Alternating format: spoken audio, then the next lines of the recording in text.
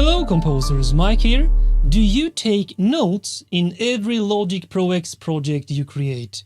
I will show and explain why this is a great thing to do right now.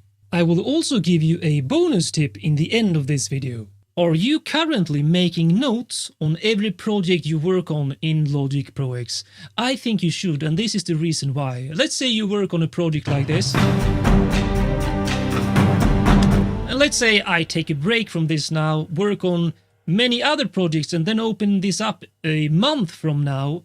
I will probably have forgotten lots of things I would have liked to remember, such as what was the vibe and emotion I was going for, the style and mood of this track, even the chords used, progression and all kinds of stuff. Well, the solution to this is the Notepad editor, which you find up here. And you can also access it by clicking Option or Alt, Command and P. Option, Command, P. Now, you simply click the edit button here and now you can start typing on a project level whatever you want to remember regarding this project. For example, this is a fantasy style war percussion track.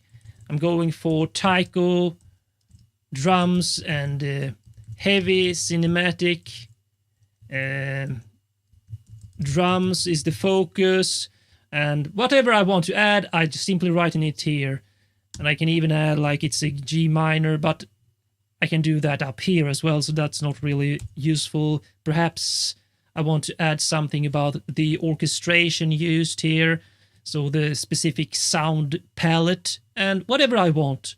Then I'm done. I've clicked done here. I can close this. Whenever I open this up later, I can just bring this up and instantly get a feeling for what I was trying to create here.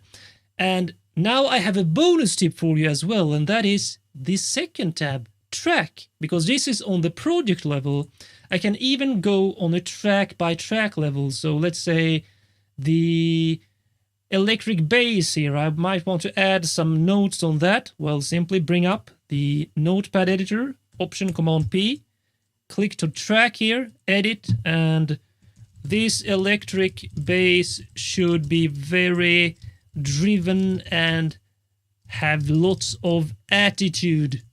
So perhaps that will make me remember to add a really heavy gain or distortion on this. And I could add something, for example, on, let's say, the taikos here. Perhaps something I want to remember to do next time, for example, use this track as the main accents to augment other instruments' accents. For example, like so. And then I can remember if I go into this track notepad, oh, I read this, okay, then I will use this as the main track for the accent, so I can select this and select another track, for example this one, bring up both on the editor here, and now I can see the accents from the taiko drums here and bring those notes up if I want to, right here on this second track. Check out my complete video series on Logic Pro X tutorials and tips here on my channel. Learn and master Logic Pro X to boost your music composition and production workflow.